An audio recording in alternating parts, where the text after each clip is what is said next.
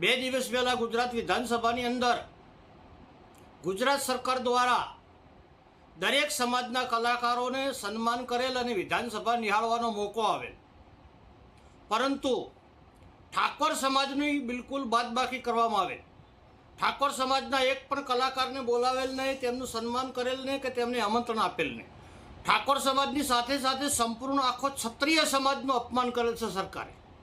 ઠાકોર, દરબાર, નાળુંદા, રાજપૂત, ગરાસિયા અમારા ક્ષત્રિય સમાજની વ્યાખ્યાની અંદર અલગ અલગ ગોળમાં આવતા સમસ્ત ક્ષત્રિય સમાજના તમામ કલાકારોને આમંત્રણ ના આપી અને ગુજરાત સરકારે ગુજરાતમાં અમારા ક્ષત્રિય સમાજનું અપમાન કરેલ છે. ગુજરાતની અંદર ગુજરાતનો પ્રથમ મતદાર ક્ષત્રિય સમાજ છે અને આટલો મોટો સમાજ હોવા છતાં આ ભારતીય જનતા પાર્ટીની સરકારે અમારા ક્ષત્રિય સમાજનું અપમાન કરેલ છે, ગુજરાતના અમારા કલાકારોનું અપમાન કરેલ છે.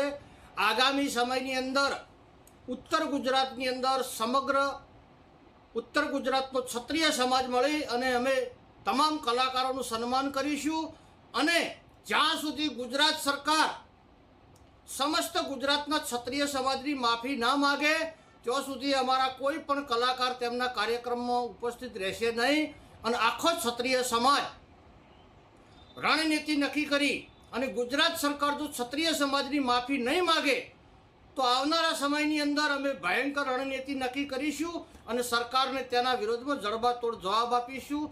આ સરકાર વારંવાર અમારા ક્ષત્રિય સમાજનું અપમાન કરે છે.